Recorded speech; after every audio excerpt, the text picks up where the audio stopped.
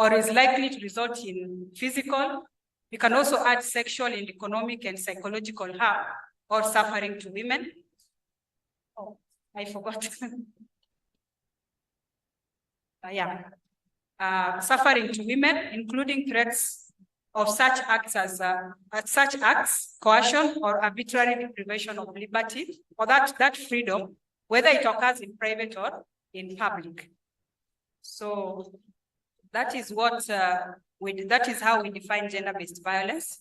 Now, when we move on to sexual coercion, which is the focus of this review, it can be defined as an act of forcing or attempting to force or influence someone's behavior through violence, threats, verbal insistence, deception, through cultural or economic circumstances, or any other circumstances that are social, to engage in sexual behavior against their own will or consent.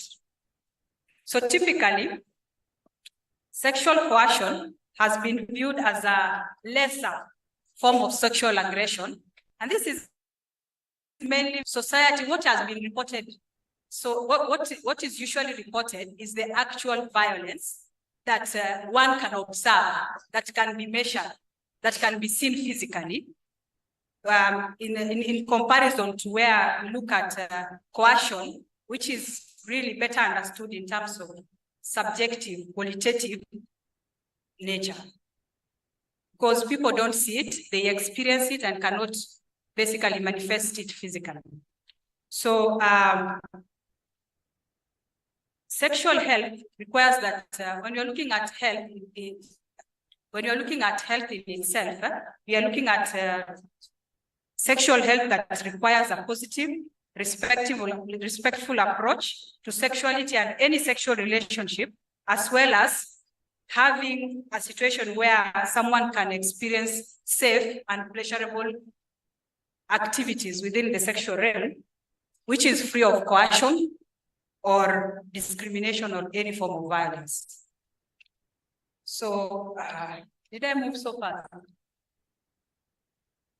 So while we're looking at the literature, I found that sexual coercion affects women of all ages, and an emerging body of research suggested that the experience of sexual coercion is fairly prevalent among young people. And this is basically because of the fact that they are still in an age where decision-making is highly influenced by external factors, by family, by culture, by society at large. So, and adolescents constitute a large part of the national population.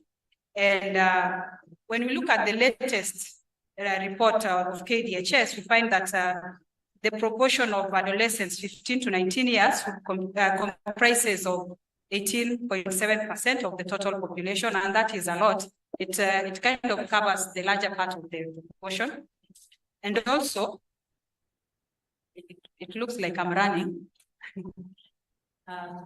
The Kenya Demographic Health Survey of 2008-2009, if we are to go just back a bit, it showed that around 37% of the adolescents, 15 to 19 years of age, had already engaged in sexual intercourse by the age of 19, reasons which were best known to them at that particular time. When this data was collected, the reasons why, or the circumstances that led to them engaging in sexual activity were not explained. It's just questions were asked, are you sexually active or not?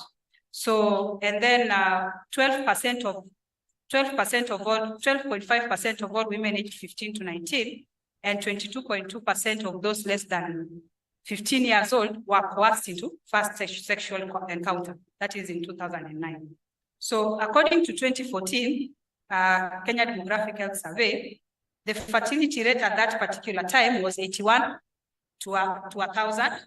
And the current one, the 2022 one, 15% of the women 15 to 19 years have ever been pregnant, and the fertility rate, then it was 81, it reduced a bit to 73 births per 1,000 within that same age group of 15 to 19 years.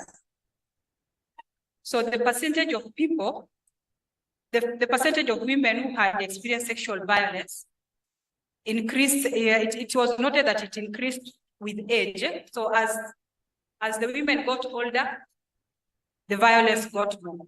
So the violence increased.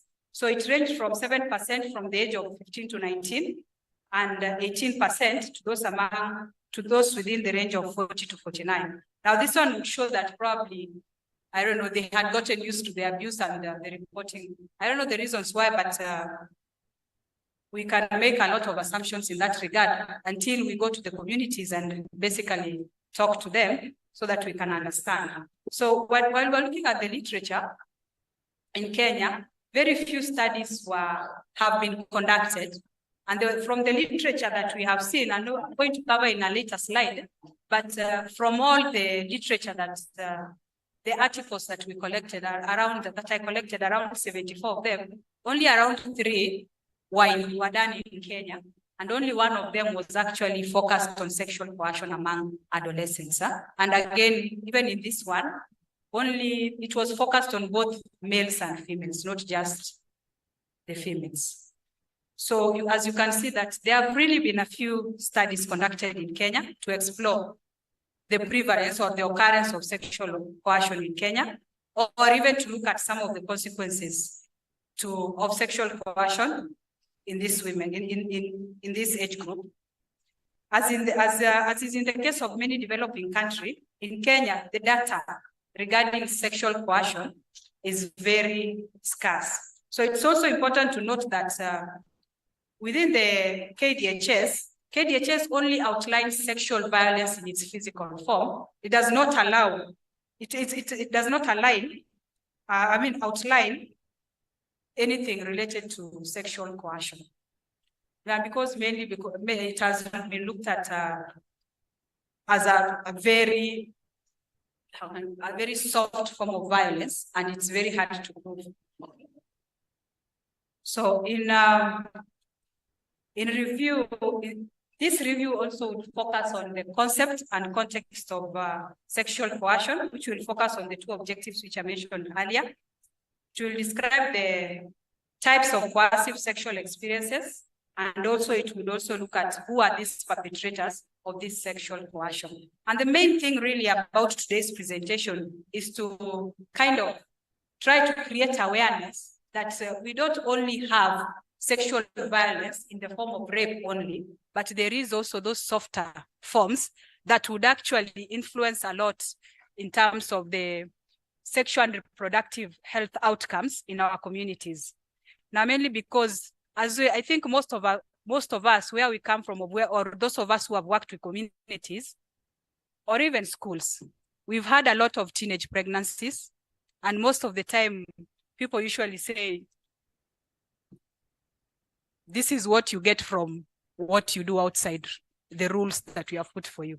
So the context has not really been understood about what circumstances have led to maybe the early teenage pregnancies or the occurrence of sexually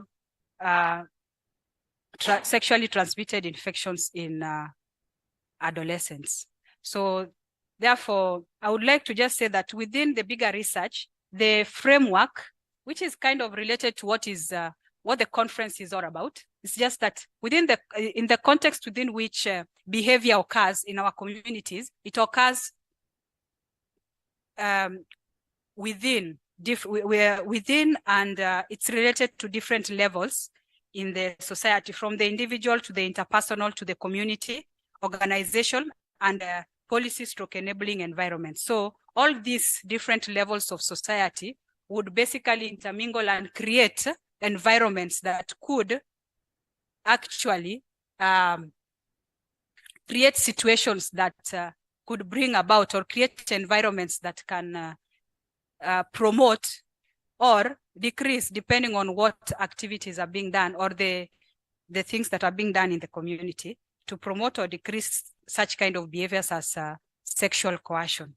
So this model, the socio-ecological model by McLeroy, 1988, would explore the relationship between individuals and contextual factors, and it also considers violence as a product of multiple levels of influence of behavior, people don't live as individuals, we live as part of a community, and we are all affected by the different aspects of our communities.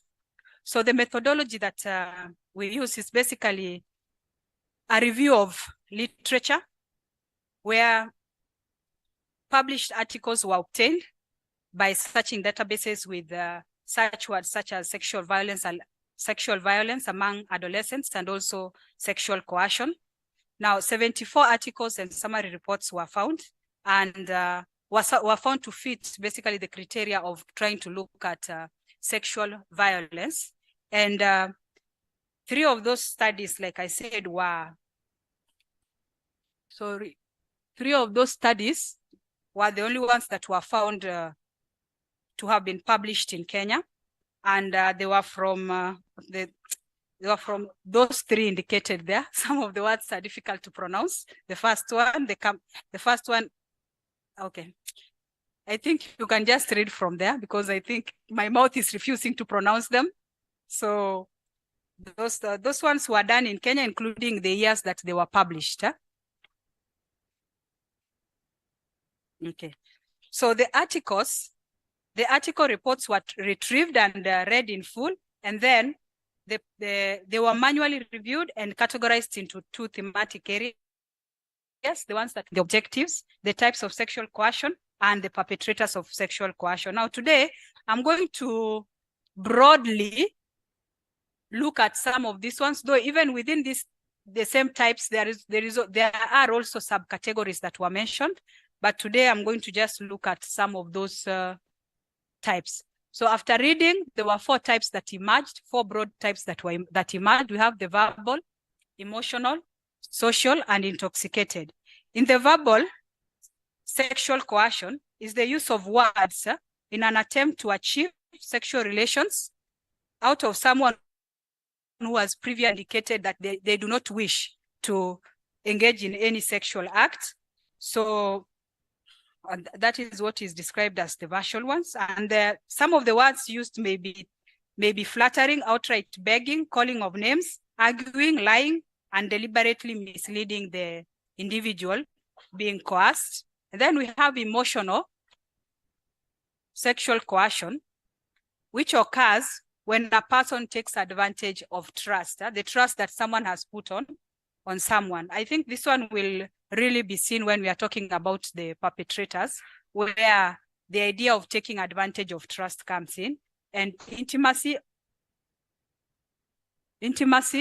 or emotional instability to garner sexual favors.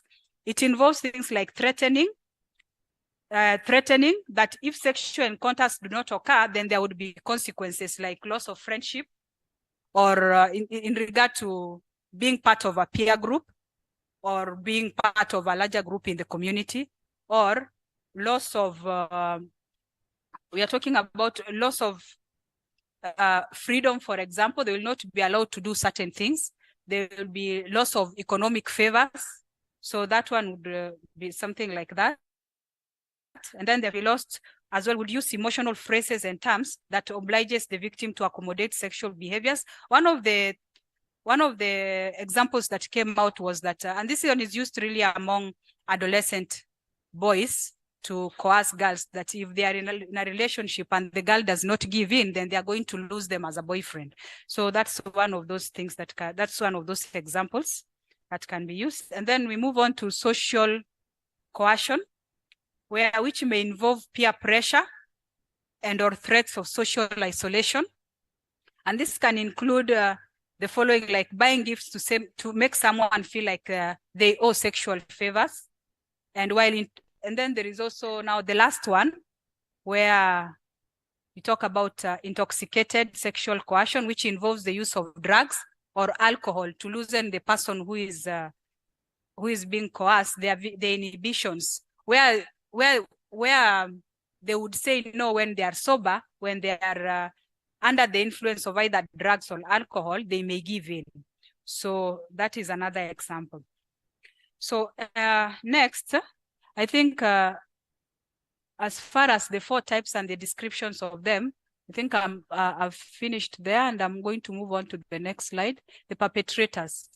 Now, in terms of perpetrators, what came out mostly from the research that has been done and published is that perpetrators, most of them, though there are those outliers where strangers are involved in the act of sexual coercion, but majority of the people who commit sexual coercion are known to the victim. These form part of, these are some of those people who are part of family members, in the sense that not just nuclear family members, but recording we are talking in about progress. fathers. We are talking about uncles. We are talking about grandfathers. It could be cousins. It could be people who, and this actually goes to there are those people who get introduced to us as uncles who are not blood related to us, but because they either work with your father or they're friends of your fathers, they end up being introduced to you as uncles. And because sometimes they have this kind of respect and friendship that goes on with the parents, when they do certain things and there are threats, verbal or otherwise, that are involved, it's very difficult for someone to genuinely say, I want this. So they are coerced into the acts. So mostly they are family members.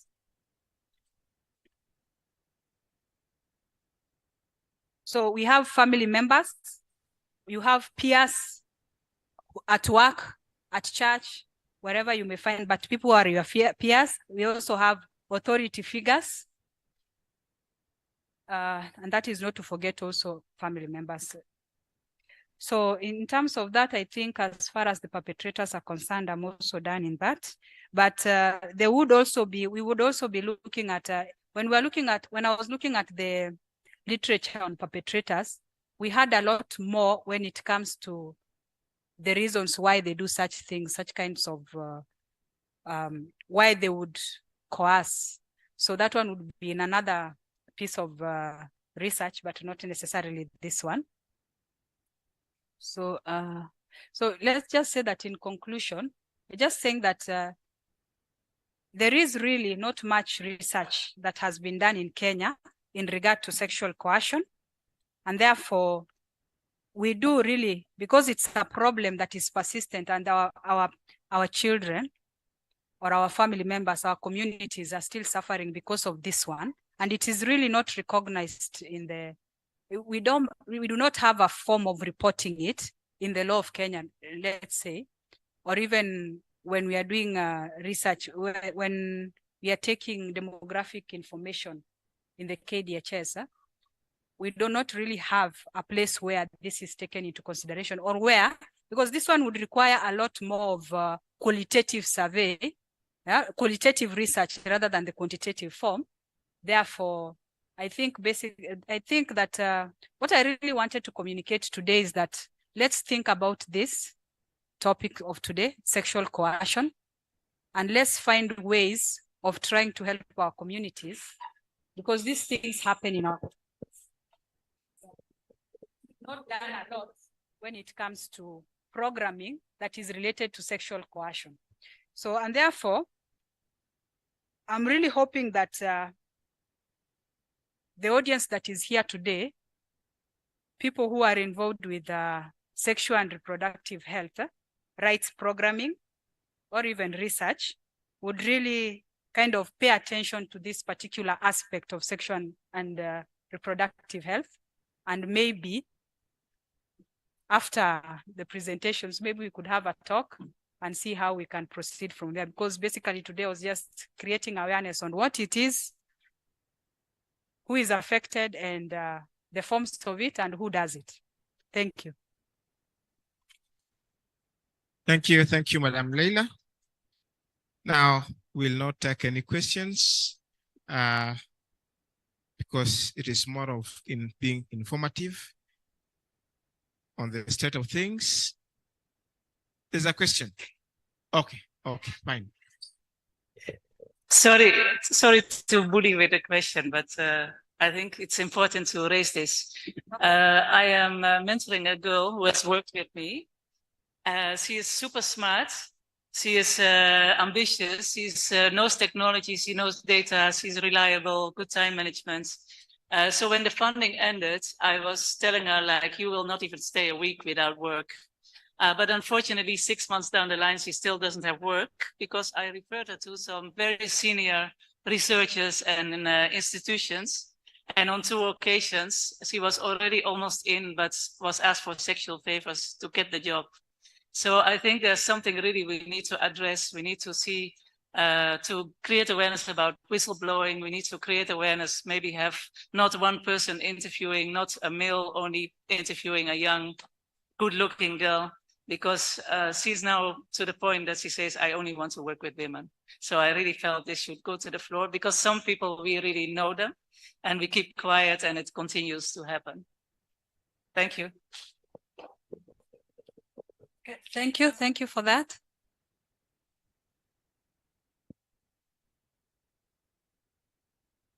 There's somebody who was...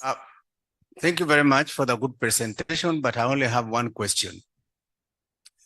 Your research appears to be discriminatory, only concentrating on men against women.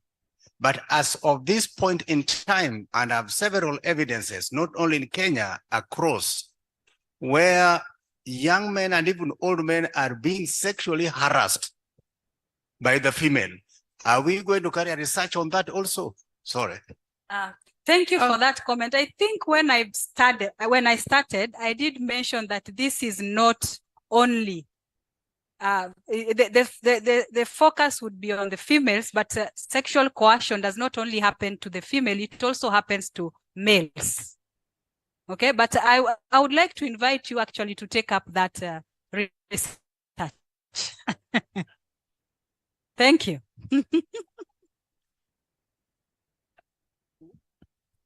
Thank you very much. I have a concern and I want to thank you for this presentation.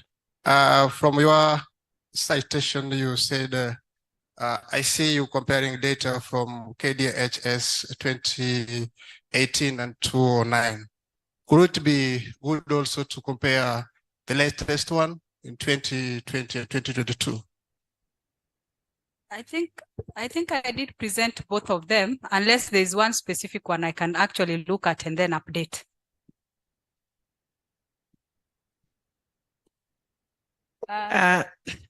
Thank you for the good presentation. You're very articulate in bringing out the issues. But I would like to kindly request that if you could take a moment to outline the difference between sexual harassment and sexual coercion. I'm struggling to find the border.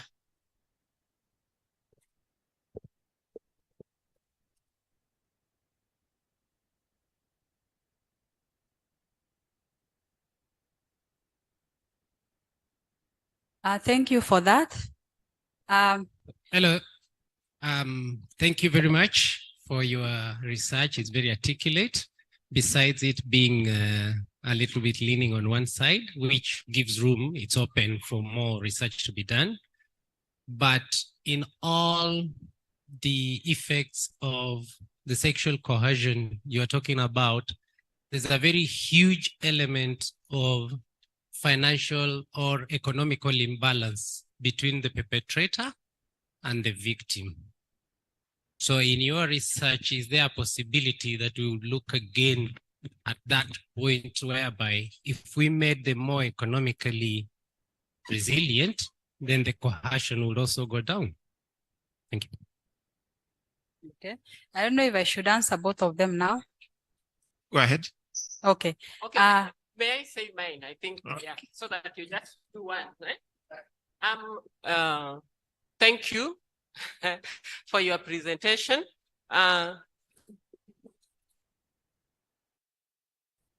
I'm just wondering whether you're going to look at your research this matter of sexual coercion as a social phenomena or a legal matter.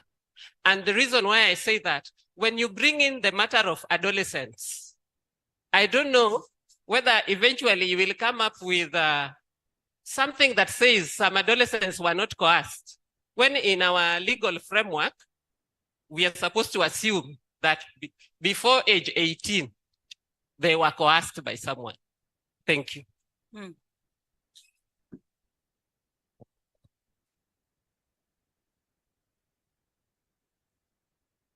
Okay, thank you. Just go ahead. I hope that is the last question.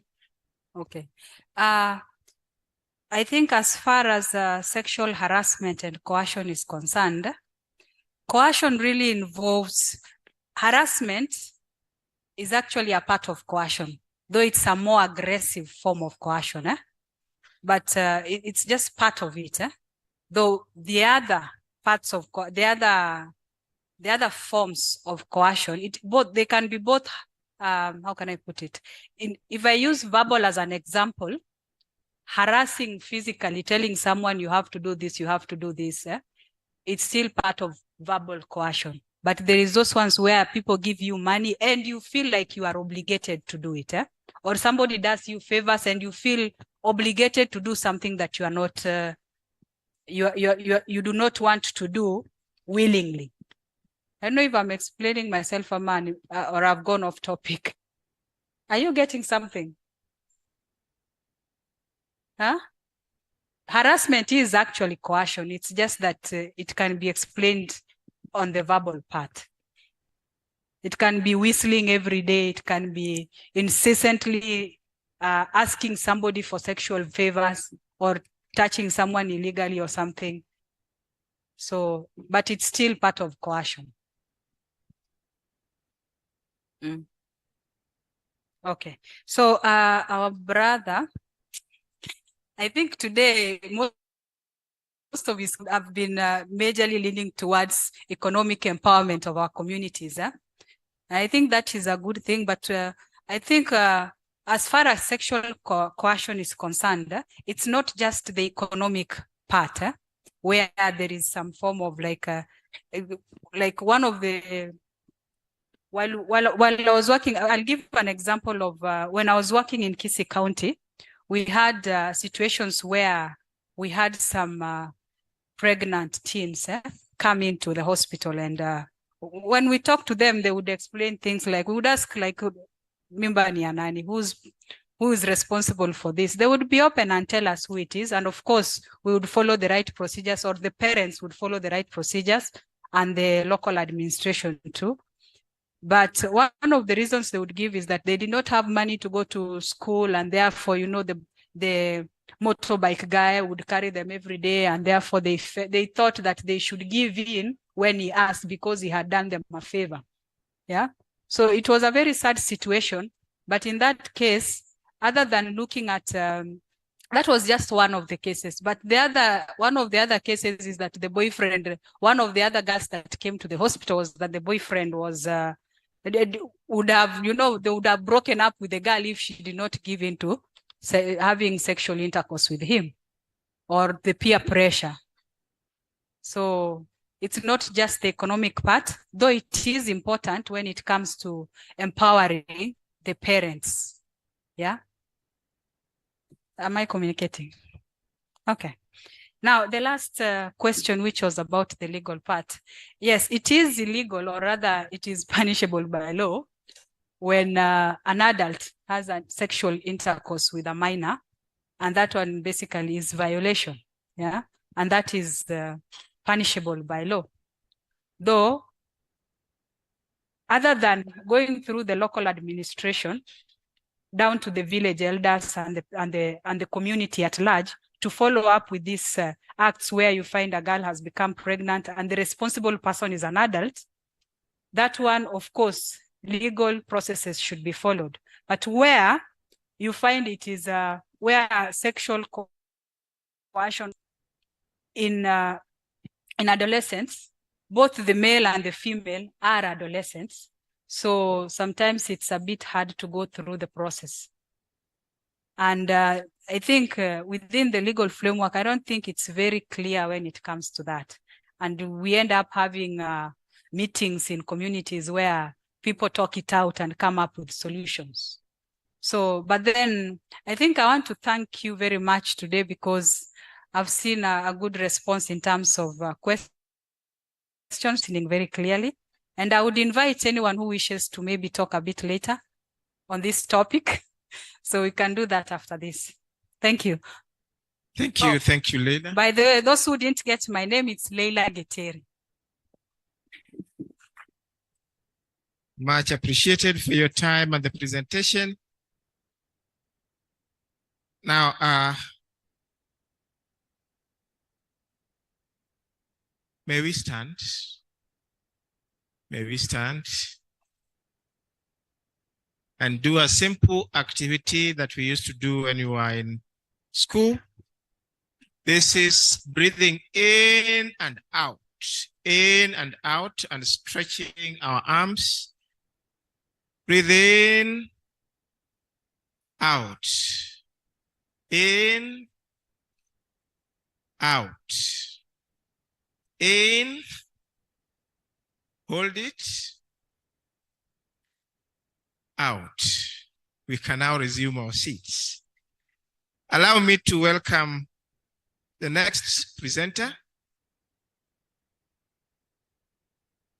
for the next sub-theme, which is partnership and collaboration in community development. And this is Professor Charles Wafula, the Dean School of Community Health and Development Organization at the GLUC. So Prof, most welcome. Thank you.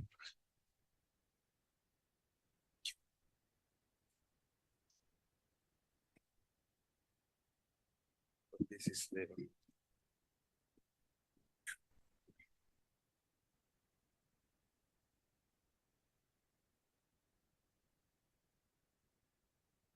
good afternoon. So our presentation today is a study in progress and is basically to share the lessons that we are learning with respect to the subject that we are covering in this conference. This is a study being done in two countries, Kenya and Benin. And in Kenya, it's being carried out in Marsabit, not in this region.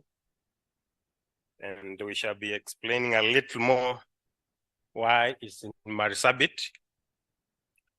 So basically, this study is about enhancing women's agency in navigating changing food environment to improve child nutrition in the African dry land.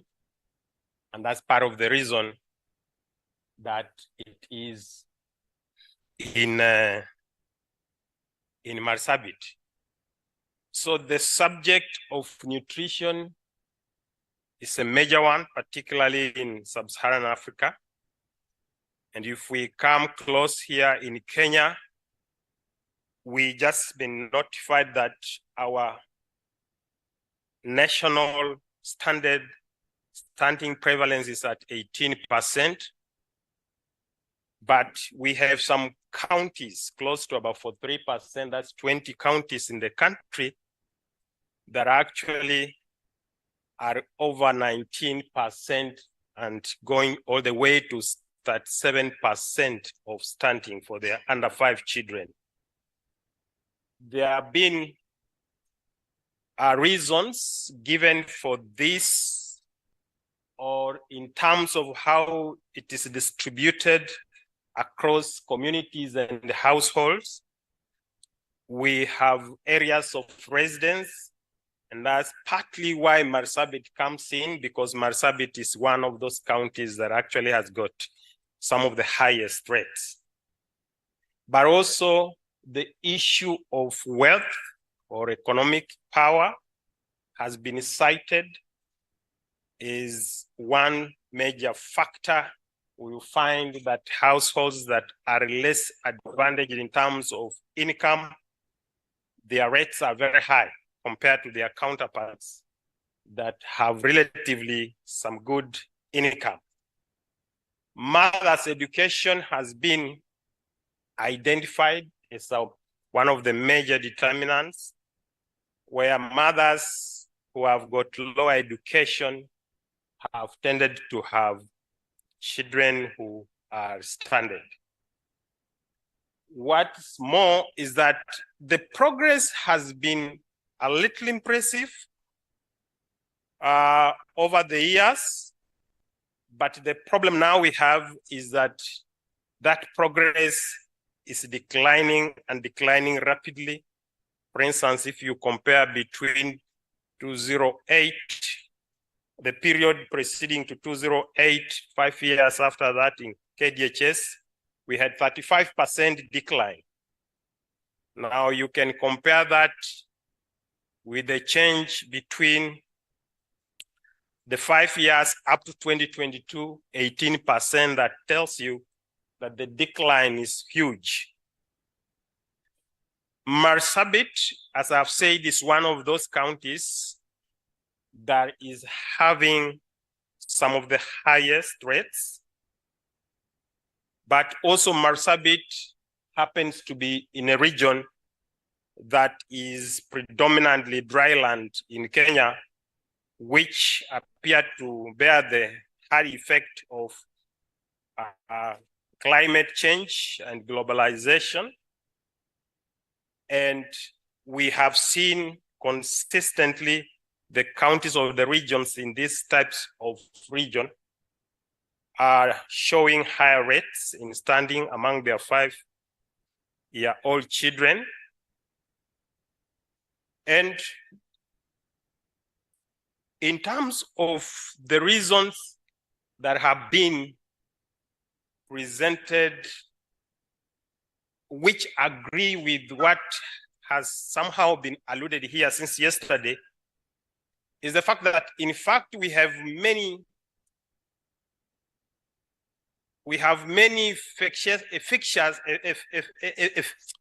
effective interventions. But the trouble has always been when you get to scale up. And you would see that the effect at the point we are designing an effective intervention and the point we are scaling up actually drops to a half of what was initially achieved at the pilot stage. Many studies that have been done in terms of trying to answer the reasons why, they have heaped the blame, or rather the complaint, around the health system factors, which is basically about the preparedness and competence of the staff, equipment, the information system, the lack of planning, and as well the leadership of the health system in terms of commitment to ensure that there is total compliance in terms of implementing the interventions. Somehow, the participation of community, and especially the mothers who are the caregivers to the children, as was ably said yesterday, the programs should target the beneficiaries or the consumers. The evidence we have is rarely have we mentioned our fact around the mothers and their contribution. And in fact, from all the systematic reviews you get, they conveniently avoid the area around the role of mothers as to how it contributes to what we are observing now.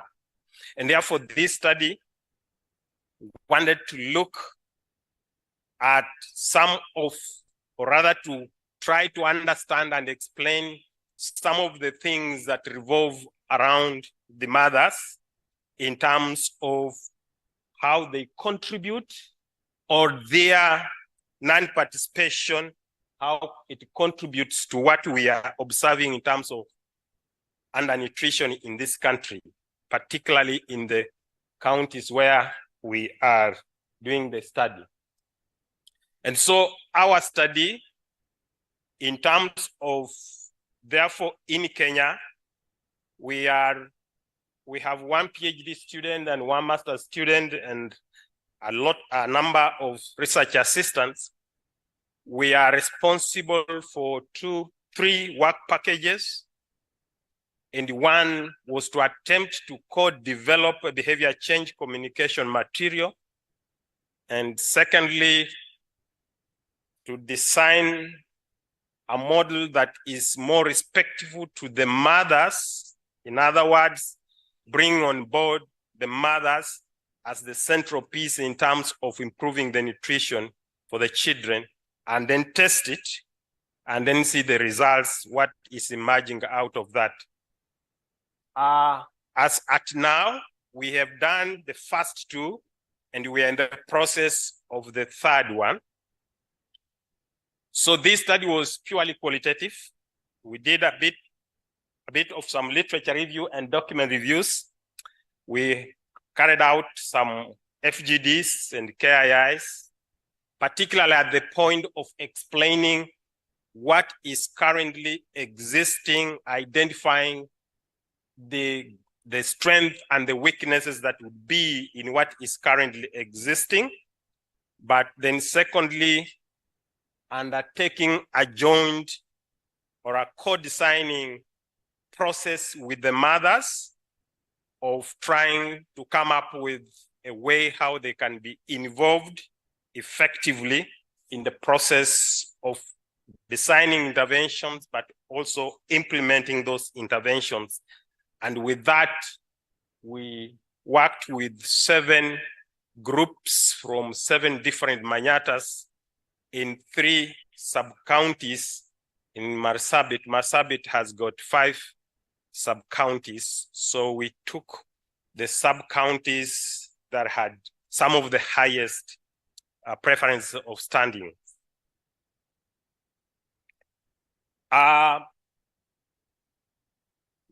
In terms of so far what we have observed, and which does agree with actually what has been said in this conference, is if you look at how Marsabit County has performed in the last 5 or 6 years with regards to rolling out interventions on nutrition, improving in nutrition, you can see a serious effort. If you compare the fact that it has been steadily increasing over the period, and you would find that in one particular year, they were intervening or running several interventions at the same time and undertaking a multiple of actions and tasks indoors. But what is going to surprise you is that with all that, you're going to find that most of those interventions, the focus was at the hospital. The focus was with the health system, all up to some of them up to community health volunteers at best, and a little just with the mothers. But what you would see is that the number of interventions that are being rolled out in any particular year, they are increasing from 5 in 2017 to 10 by 2021 when we started this study in Marsabit. That tells you quite some bit of investment. And this includes both the government interventions and the partners' interventions in that particular area. What we found out in analysis of those interventions, you'll find that there was inadequate involvement and engagement of the mothers. And this was so important because when we talked to the mothers, their absence in the whole scheme of designing and implementing the interventions with regards to nutrition meant that actually the issues of culture were left outside. So bulk of the interventions were in contradictory with the culture. And you know, once any intervention is in contradictory with the culture, the extent to which a lady will be able to implement it, even if you train them how.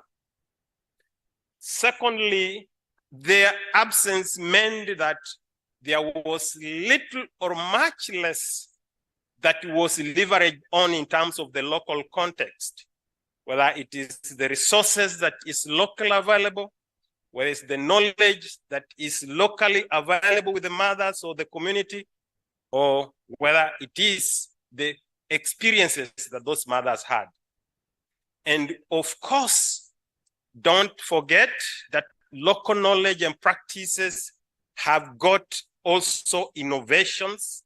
They have very important pieces of knowledge that are used particularly in situations where, For example, people are experiencing disasters. And then, of course, that meant that a whole lot of the traditional coping mechanism was left out. So this is the cost of leaving out mothers from interventions when we are designing them.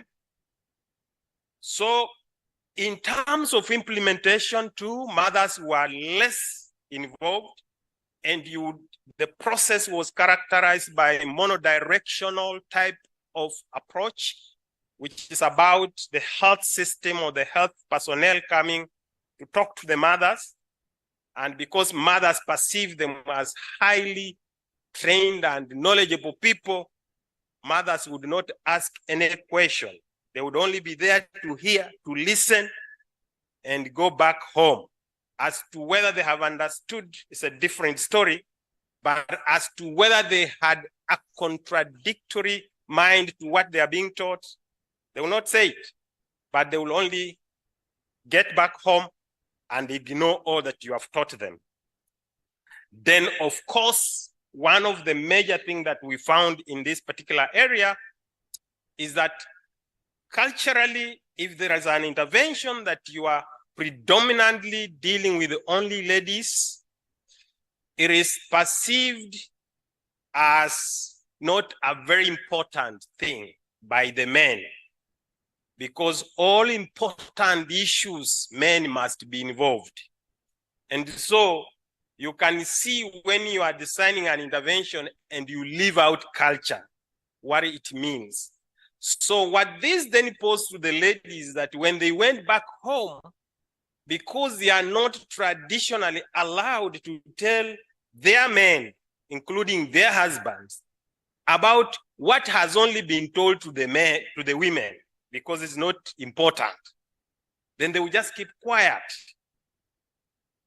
Eventually, what has happened is that this has systematically pulled off the men, the husbands, from their role of taking care of the nutrition issues in the household, because now the mothers are the ones that are being taught, but what they are being taught is regarded as not important.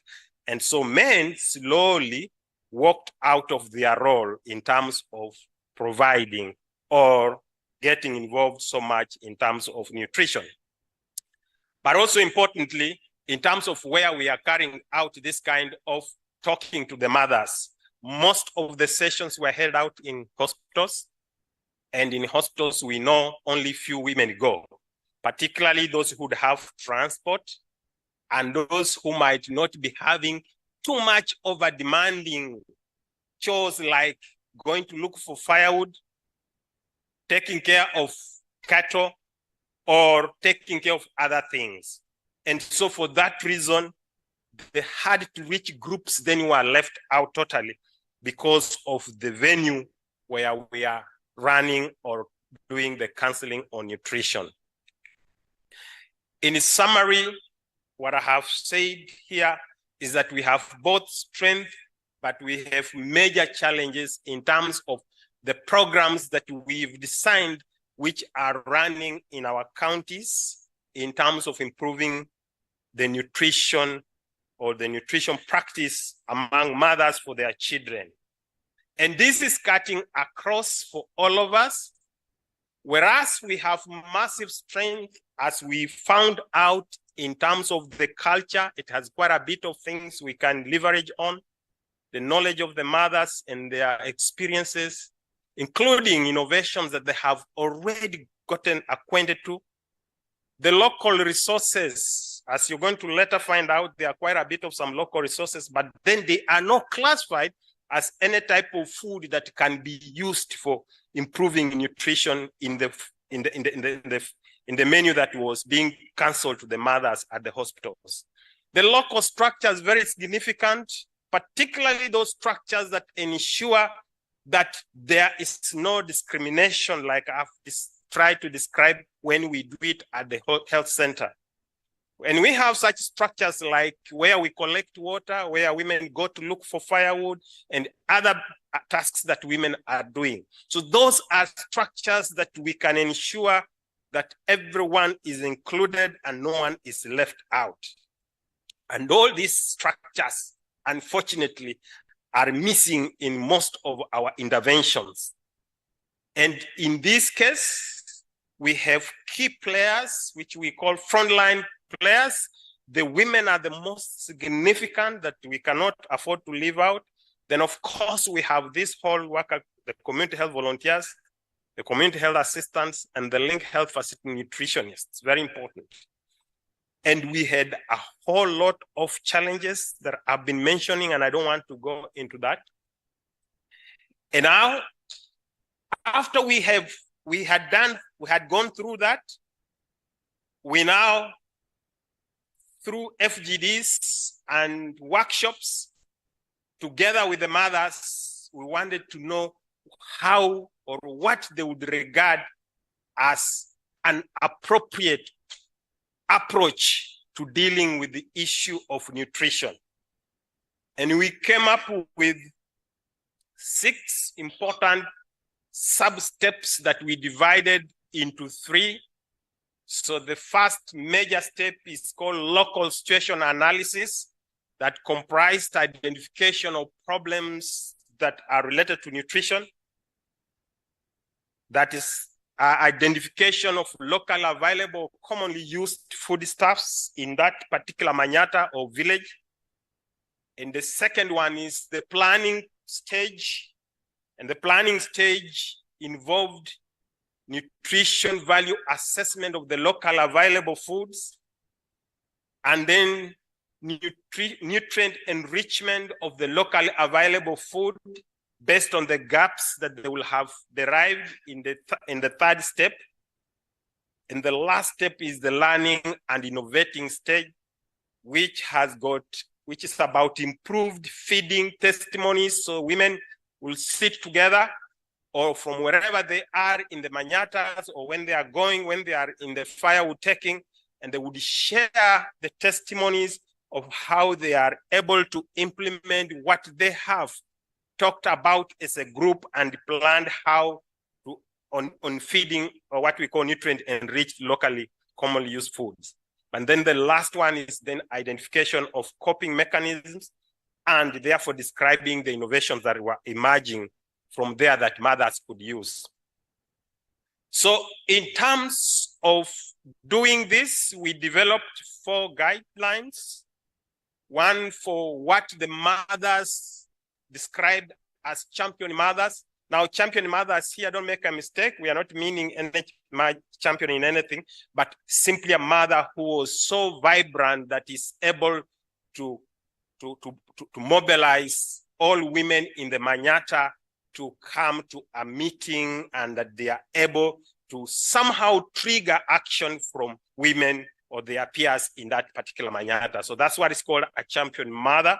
And so the champion mother, therefore, was responsible is the lead in this case, and then is supported by the CHVs and the CHARs and the nutritionists as technical people for purposes of only answering questions where the mothers in their groups are not able, or they're having questions which they are not able to answer. So in terms of piloting, those 7 groups then went through looking at how to refine this model so that it can be used by other mothers elsewhere. And we did up to close to 14 sessions in each group. And by the 14th session, they had harvested massive, that you believe, which is innovations, coping mechanisms, adopting the use of local resources. And you realize that actually mothers, if capacitated, if allowed, if embedded in our projects, really, they have the answer to all this. So in terms of session 1 of the step 1 current session analysis, we expected them to have 2 deliverables. And the first deliverable was simply to define the problems related to nutrition in the manyatta. And you can see that they were able to come up with 7 points including children getting sick often, children restless, children looking pale. All these are coming from the mothers. Loss of weight among children, swollen stomachs, and children lacking energy and therefore not playing as is expected. The deliverable number 2 on current situation analysis was on developing what we are calling a list of locally available foodstuffs, which informs what they are seeing in their Manyata, whether children are malnourished or not. And they listed the common foods that they have there. And you can see quite a whole lot of it. And I can assure you bulk of what you are seeing here, some of them are not even in the list of what is prescribed for them by the... Oh, sorry, I left you guys behind and you're not telling me.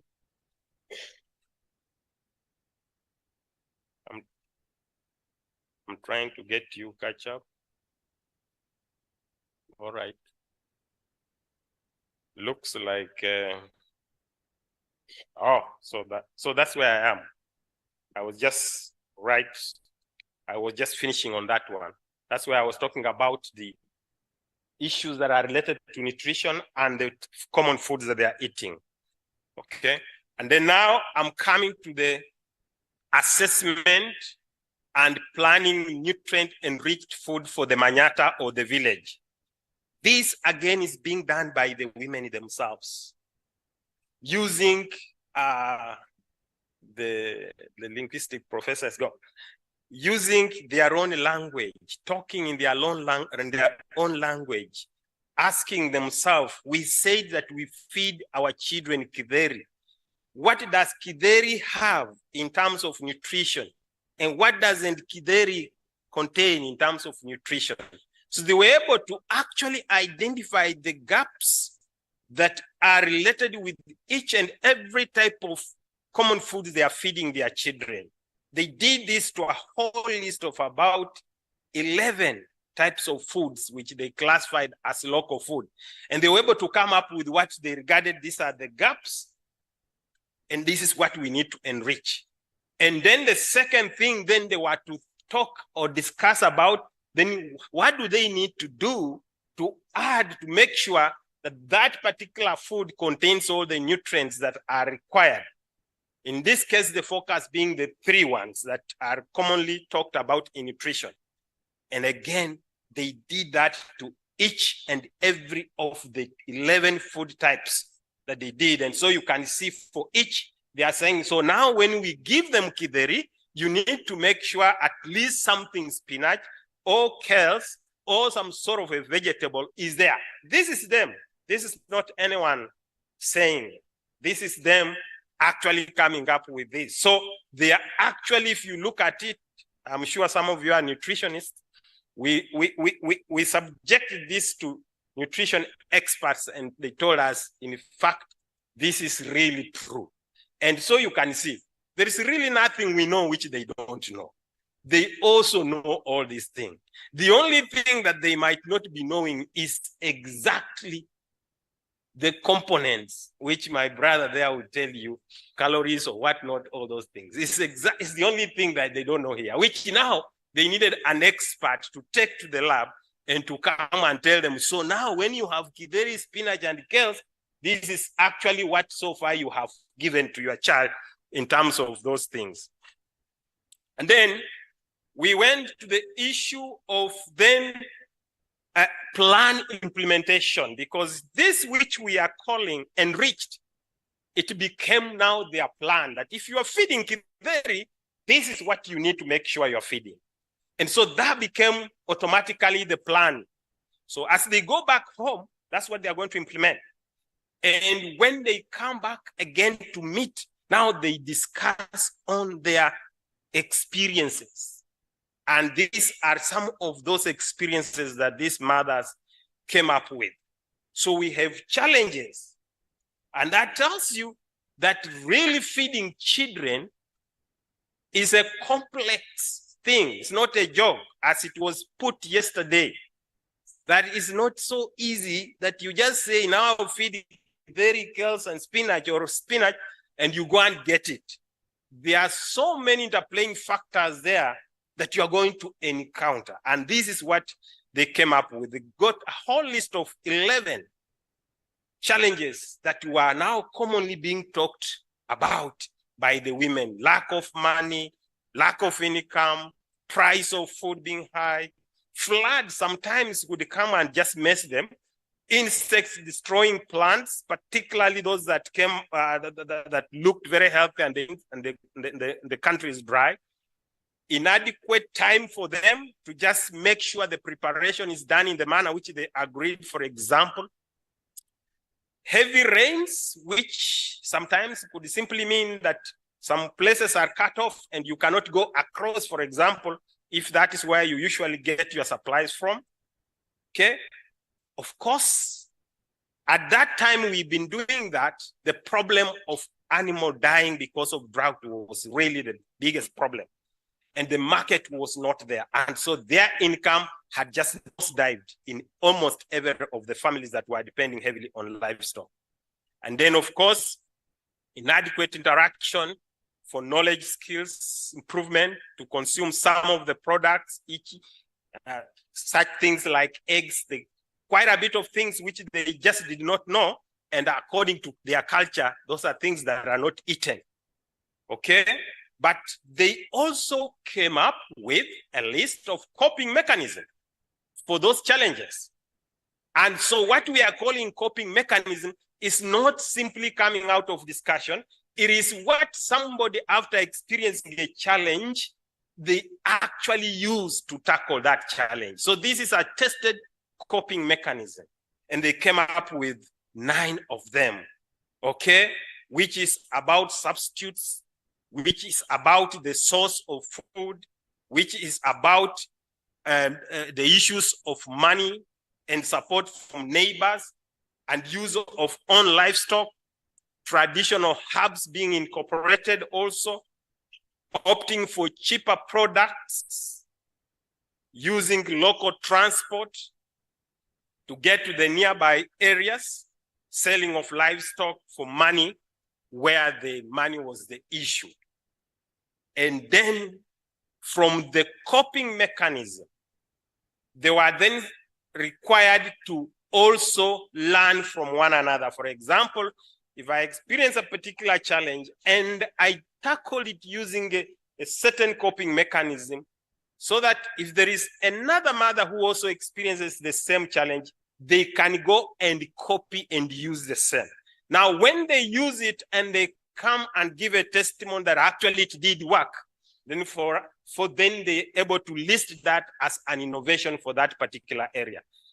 By the time we're finishing the 7 innovations, one which was heavily around the indigenous vegetable, another one which is around savings, another one on kitchen gardening, another one on IGS, food preservation, and optimal use of rain season, and using what Professor Dan Kaseje called the social capital, the neighbors, is one very important source of their coping mechanism, which ended up to be an innovation.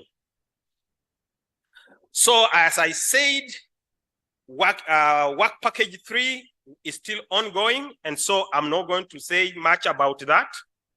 But so important to this session is I wanted to share therefore what lessons are we learning. One is that really patience will be required of you if you're doing any research with the community. You cannot rush them. You will not fit them in your static plan schedule. I mean, they have their real life. It is about you fitting in their real life, in their real situation. So one of the main challenges is for you to learn as a researcher to fit working with them. Just the same way we said social fit for intervention, you also being a social fit in terms of working with them. And importantly is having a respectful engagement. You got to learn to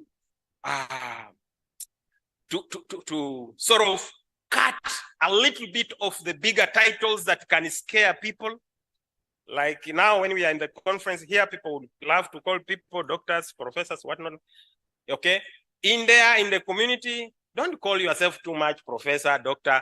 Call yourself their colleague, your comrades, isn't it so? Because the time you put a bigger title and they start perceiving you in another horizon, then they will shut up. So you need to reduce yourself to a point that they can actually engage. Okay? Making mothers equal to researchers is very important. And this, for us, we have seen, as we have said, demonstrated there, able to describe the food that we can leverage on in terms of improving. They're able to assess the nutrition value, able to actually enrich and make it their plan and continue learning from that process. Eventually, a Manyata starting to generate innovations for their improving of the food. So what did we do differently for purposes of researchers that you possibly need? You can also see is equal partnership with mothers in research strengthens. This is what we did. We made sure that we've reduced and made so simplified the language that we're talking about in a manner that we can talk to one another to understand one another. And we are thinking this is possibly that which will lead us to coming up to something that can be scalable. Now, something which fits in this social context of theirs. Then finally, building a functional participation edge among the mothers, in which case you are giving them actual real roles that they are playing and they see result coming out. And we could see when mothers were able to do what they were doing, the excitement on their face, it was amazing. And we think that this is possibly what will maximize determination of what we are calling whole complexity to designing effective intervention. And then, of course, these are just pictures for you to just see those things we did there so that, okay, you know that this was not in this region. You see the type of dressing that they are there. Okay. So and the foods that they were using, of course. So those are this particular one is of interest, and I want you to see. This particular one is a kitchen garden that came out because of the innovation that we are talking about. They actually, for the first time, this is in a place which is called Ngurunet, really very far, almost near Samburu on the other side. This place, they have never seen these types of vegetables. Now, because they would hear from their colleagues of these names, so they started also wanting to plant that. And this is their first garden that they have planted. Okay? And this is just some of the local food that which was not, or rather is not on the menu that we are teaching them as health professionals. And it is locally and very rich in terms of the nutrients there. Now they brought it on board and they are using it. Ladies and gentlemen, thank you very much. That's what I just wanted to share. It's a way of lessons.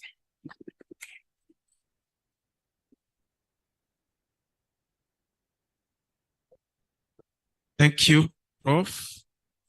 Will we be having a question? Yes, Professor.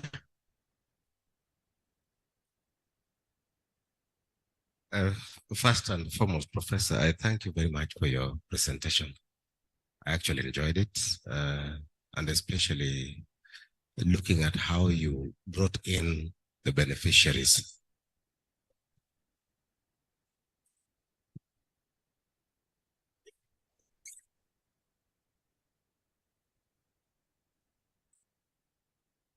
I was just appreciating you for the presentation, and I'm saying that I liked the fact that you included the beneficiaries in the process and listened to them and got the innovations from them, because that way you'd end up with mechanisms that are acceptable to them and that they're comfortable in using.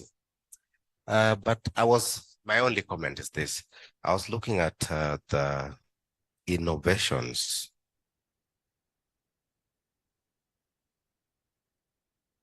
the list of innovations, and I came across one, I think that is number 7 and probably 3 or 4, referring to food aid from neighbors as an innovation. And I'm alive to the fact that we are Africans, we live in this community, and we know that Africans always relied on this kind of support. I don't think we can come to the point of referring to food aid from neighbors as an innovation, because my understanding of an innovation is that it should be something new. Ama? And not just that, growing adequate food types during the rainy season. I think that goes without saying. I also think that should not be an innovation unless it doesn't happen where you conducted the research. Innovative meat product preservation. I think this was always there. Almost in all African societies, meat was smoked, it was dried, or maybe, Prof, I didn't get clearly what an innovation is. But the final comment is, after you came up with these findings and you agreed that these would be mechanisms that they can then keep using or even scale, what extent did the mothers take this up? Are they doing it now? Is it a sustainable idea? In my university, there is an old research project that came from Maseno, where some of our researchers came with the idea of using insects for food. This particular research has been funded to the level of hundreds of millions. We have been sensitized to the extent that sometimes we are brought to eat these insects and shown how they can be used to produce a variety of meals in the value chain. But still, I look around and I don't think there's anybody who relies on insects for food. After 5, 10 years, I don't think there's anybody I know whose only source of food is insects, where I come from. Thank you. Thank you. Thank you very much. And he's forgetting that I'm a Luya. So the insects, if you guys are not eating here, we are eating them there. So Maseno, you can continue doing and sell us the results. Yeah. But anyway, thank you very much, Prof. So really the whole context or the idea of innovation, as you can notice, we're not the one defining to them what is called an innovation. As I said, the simple meaning of innovation in their language context was that you use this as a coping mechanism. It worked for you where you were not able to give a full nutrient enriched. And so I copy it and I also go to attempt, and actually it works. In that case, they regard it as innovation. And that is how these are coming up. But also just to say that actually you'll be surprised, Prof. When you go there, and then when we talk about pastoralists, like in this area you have seen, they are now doing a kitchen garden. This is the first kitchen garden. Believe me, even me, I was a bit shocked, because this is a mother who has got 5 children and he has never experienced a kitchen garden. So actually some of these things, they are real.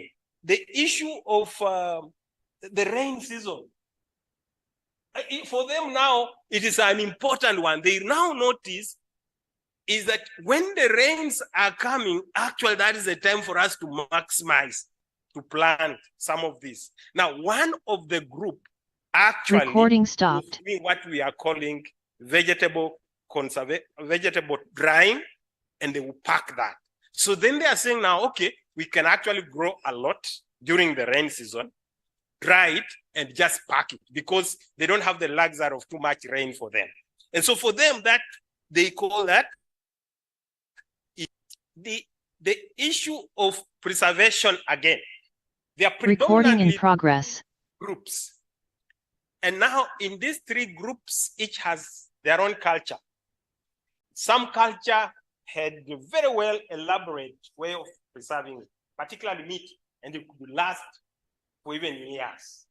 Some culture didn't have that. So learning that, hearing about that, for them, it became an innovation. On the issue of sustainability, and that's what I'm saying, the study is not yet done. We are now actually taking it to the level where we are testing what we talked about, the social fit, because now this we are doing with these 7 groups. Now we want to let them try. So we've done the training of the nutritionists, the community health volunteers, and the community health assistants. And now, together with the champion mothers, they are doing it in the Manyatas. Now we are going to study. But we are thinking that because it came from them, possibly we might see good results. We don't know, but we are yet to determine. Thank you. Thank you, Prof. Florence, you can go ahead. Okay, thank you very much. Thank you for the presentation. 14 sessions truly were very many sessions. You must have had a lot of patience. But I'm wondering, after the 14 sessions, how does the program ensure that there would be sustainability? And I know you mentioned that you have not finished about the program, but would be glad to hear about the M&E strategy. Reason being, this being Marsabit, you're not the first ones to enter into that space. NGOs and several other people have gone before you. And what we have seen is that after a lot of capacity building that has taken place, they fall back to the space of vulnerability. And I was very happy because of what you said, food from neighbors, but you decorated it. You called it social capital. Well, a very good word, but a word that would encourage them to get back to the space of vulnerability when we are looking for sustainability instead. Thank you. Thank you very much. The issue of sustainability, that's why we are very careful in terms of every step we are taking. We are making sure there is almost zero of our adding. It is simply triggering them to come up with. And we are assuming that bulk of what they are coming up with are actually things that are only leveraging on what they are doing. So we are not necessarily creating a new thing. So this is one of the most important thing about this. So no new thing being created. If it's about venues where they are meeting, it is not new. It is the venues which is building on where they traditionally meet. So everything is almost closer to what they are doing, not bringing anything important. Now we are thinking, therefore, that might be possibly bring out something that can be. But on the issue of sustainability, this is a very important aspect. And on the issue of social capital, I think I do know that, yes, we can debate and say that, you know, when I'm being supported my brother or my sister, this is not very sustainable. But where is this notion coming from? We need to interrogate this. Who says that when I'm being supported my brother, I'm not sustainable? Okay? Let me give you a simple example. Whether you call it sustainable, my dad only educated me. Nana, I educated all his children. Was that sustainable or not sustainable? I just want to ask you a question. Okay, in the African context, friends, right now we are told we have brothers and sisters who are in towns, in cities, others are in outside of the country. The amount of remittance that is keeping Kenya as an economy is also surviving on remittance. So now you tell me about sustainability. Which one can we talk about? When we talk about the household, we don't want them to to get support from. But when we are about a country, we leave the country to borrow. I mean, how much grants are we getting in this country for health system? You know, those health system guys here. How much is the health system built on external funding for 60 years? And okay, I know you will argue it's not sustainable, but I mean, it has kept us for 60 years. So anyway, what I'm trying to say is we need to recheck the concept of remittance, the extent to which it becomes a sustainable debate or not. It is important. But for these guys, they said, in their culture, when, for example, my wife will be pregnant, I will start as a husband working hard.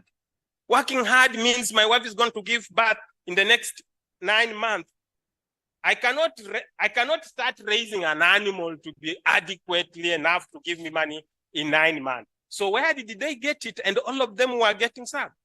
I go to my sister, I go to my brother, I go to whoever, and they were making it.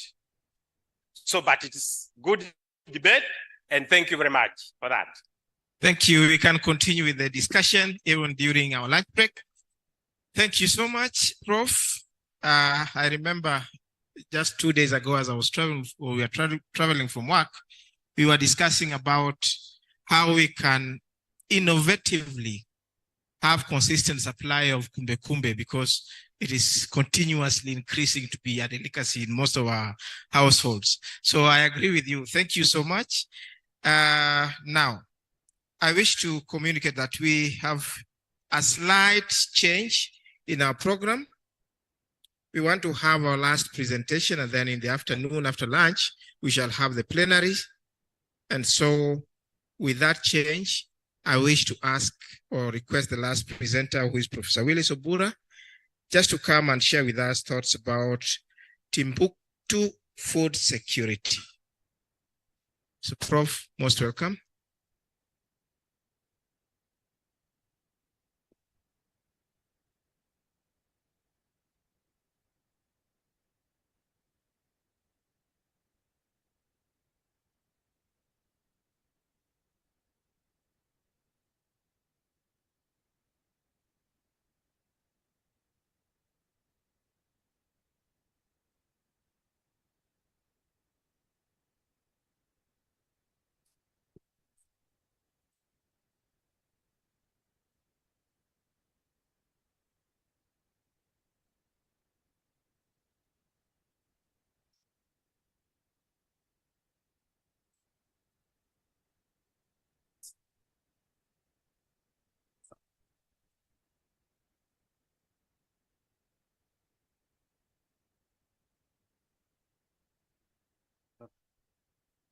Not the idea.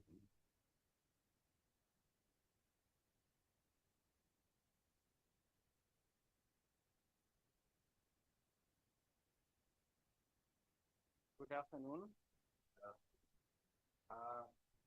We have talked a lot about partnership, participative partnership, the community. We have concentrated very much on how those will be impacted here in Kenya. But I want to share with you evidence, examples, that actually community partnership can make a difference and can improve on the well-being of the community. I am talking of Mali Timbuktu Food Security Initiative as a success story. And why Mali? Excuse me, the experts. Why is it that mine is not going down, but only that one? And I want to look at mine. Kuliza si ujinga. I just want to be on the right side. Why is it that I press, but mine is, you see? This one only controls that and this. So you can close this. Ah, okay. Okay. Yes. No. And let me just go with this one. But then you to translate so that the others see. Okay. Thank you. Yes. as we are all aware,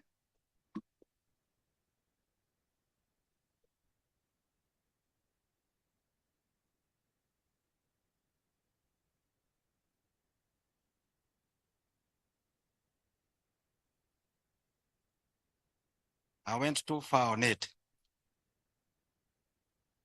Why am I not going to the beginning?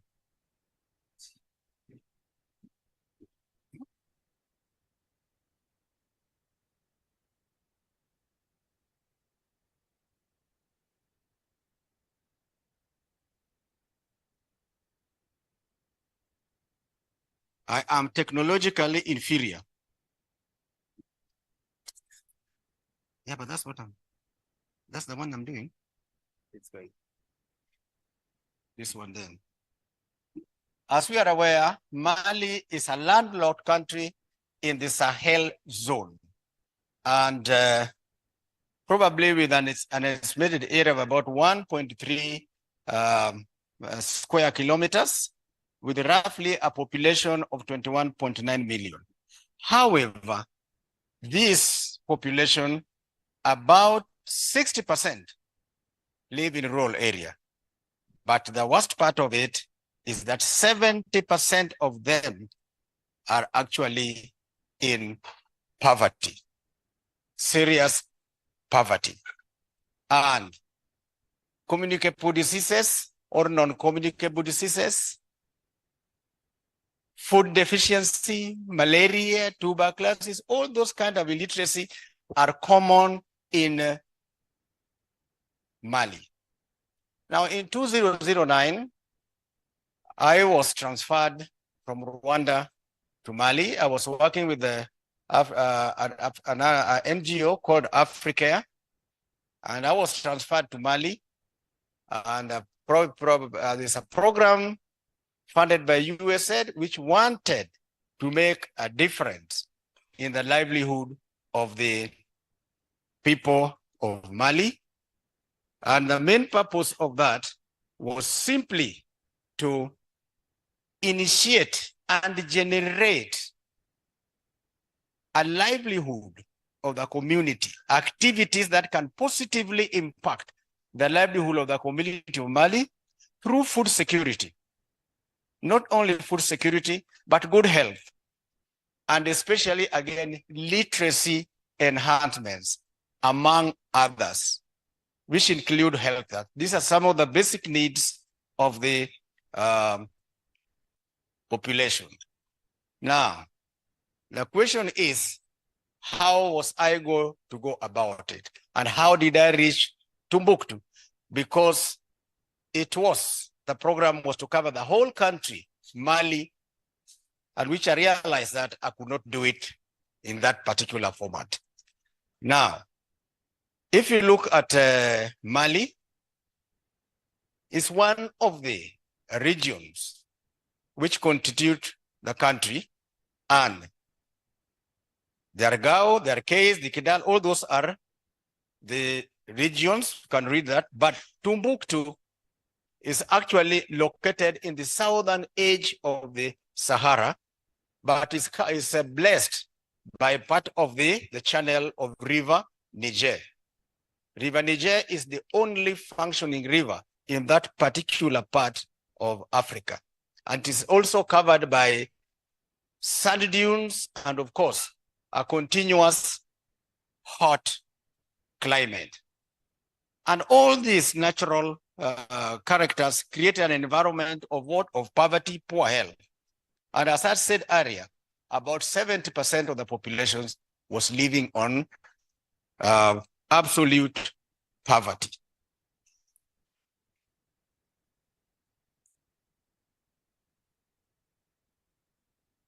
I don't know what is happening with me on this. Okay, I managed to make a process.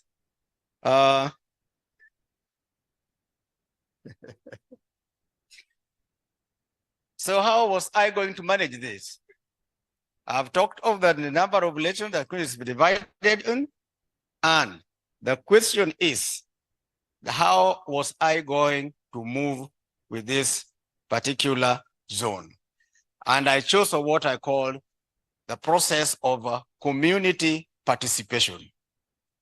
But I had challenges of culture, challenges of religion, challenges of coming far from West Africa. And that was really a very serious problem. But I had advantage on that.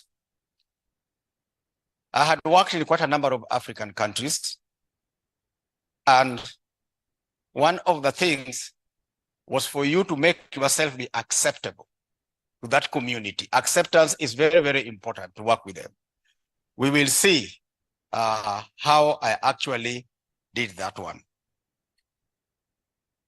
How to implement this project in Timbuktu was also a hard option to deal with. There's an African saying that you will only know where you are going to unless you know where you have come from. So I looked at my past-time activities and where I learned some lessons that could give me some kind of value addition in my decision making. Between 1977 and 1980, I was part of the Pan-African Institute of Development in Cameroon, funded by USAID, to promote integrated rural development in Cameroon. And when we made our trip into the rural areas, we discovered that women were walking quite a lot of distance to go and collect water. And we decided, we didn't ask them, we decided that the first thing we should do is to make borehole wells so that women can save time. And we did that very well. We hired people to come and do it. We did it very well. The community were just watching what we were doing. Now, 6 months later, we came back to check on how the work had actually processed. We were shocked to find out that our water wells were actually rubbish pits. That's where they were dropping all the wastage they had. And we were shocked, and we asked, and they asked us one simple question. Who told you that we needed the water wells? We know what we need. You don't come here and decide on what we actually need. So I learned that. From there, I was transferred to Rwanda between 2003 and 2008. And I thought of the very fact that we cannot decide for the people. But we found that Rwanda was now far much organized, and the women were far much in adjustment and had cooperated the exchanging environment at that time. And they had formed themselves into different organized groups where they were making their own decisions on what they wanted to do and how they do it. These groups were called Umudugudu. They were setting their own policy, identifying their own needs, prioritizing their own needs, and costing them. And after doing that, costing them and indicating the material they wanted, they take all those to the district administration. The district administration was not there to tell them what to do and how they are going to do it. They were the ones doing it and take it to work to the district administration. Then the district administration would provide the necessary resources or funds to do that. And because of this, they concentrated very much on food security, health, especially HIV/AIDS, and literacy, and good governance. And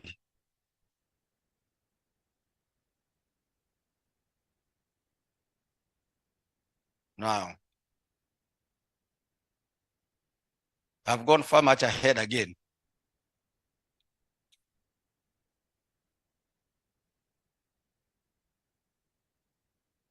Good.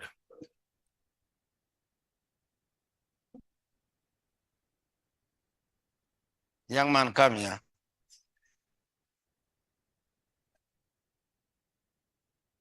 Why don't you just stand here, and when they want to send it, you send it.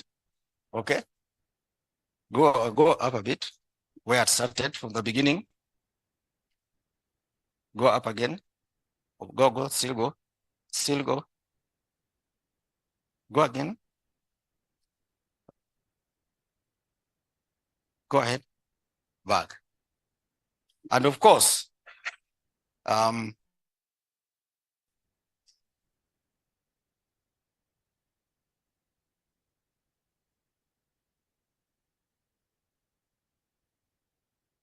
Yeah, we took advantage of that. And of course, supported by one more. Yes.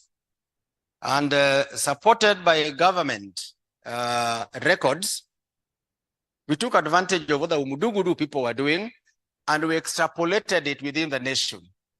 I will not go very much into the Rwanda issue, but then if you look at what the records are in the 2004 and what the records are at this particular time, is missing here. Yeah, and supported.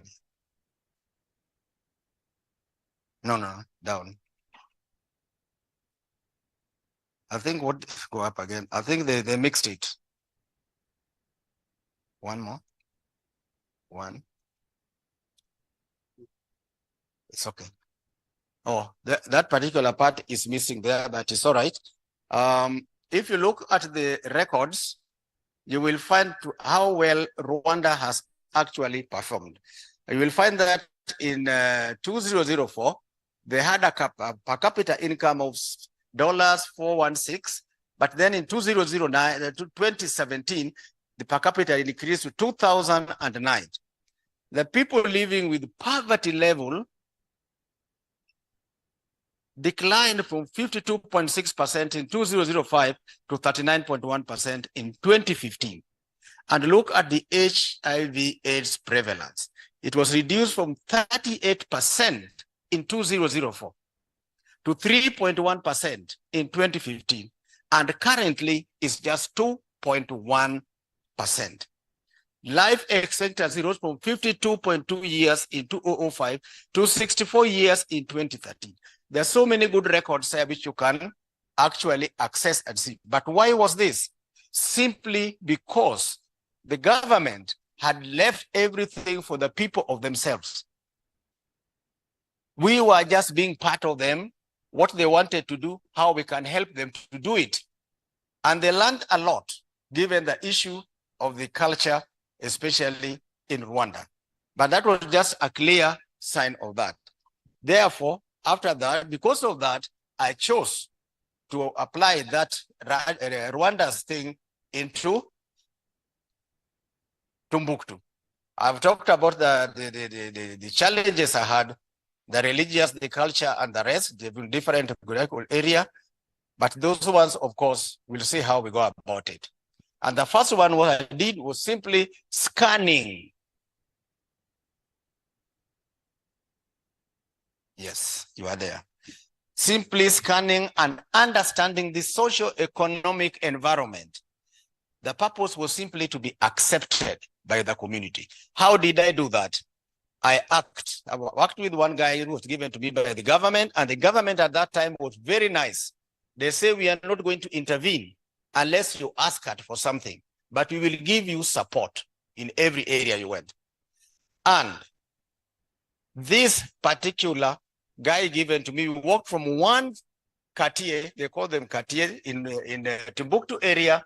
Homes are just rounded here. You find us, you can call them a village or a family, and you can move about 10 to 15 kilometers and you find another one. They're scattered. It's a totally desert area. So we moved from one quartier to another quartier, introducing myself to people, why I was there, what was my intentions, and how are we going to do it? I said, I am just there to share with you what you want to do. And when you do it, where I can make a difference by giving you some ideas, I would do that one. I would assist you by that one.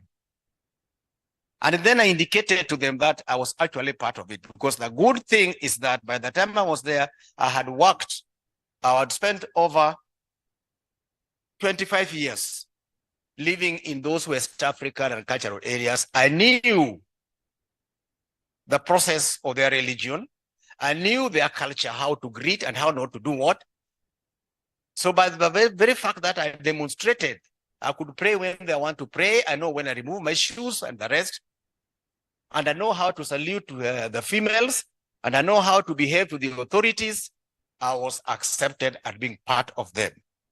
And of course, in these particular Katie villages, the communities, they are grouped into villages through participative consultations. Each group, they participate. Which area are you good on? Oh, me, I like making sure that we have clean water. That is one group. Oh, me, I like agriculture. We have got weather problems, it was dry. The rain would only come once, maybe in the month of March, and no more.